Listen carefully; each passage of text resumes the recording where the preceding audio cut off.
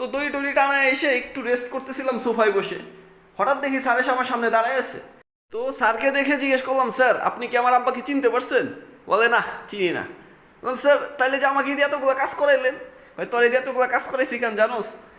2 দিন আগে পাশের বাসায় মুরগি বেচপার এসে সব চুরি করে নিয়ে গেছোস, তুই আজকে আমার বাসায় আইছোস, তোরে এমনি এমনি ছেড়ে দিমু? তোরে দিয়ে আগে বাড়ি সব কাজ করামু, তারপরে তোর জন্য ধোলাই ওয়েট করতেছে, জাস্ট ওয়েট। বললাম কি? আমি কই ভেসে গেছি? পরে দৌড়ে যে পলাবেন নিচে যা দিয়ে তোর ঝাটকানো।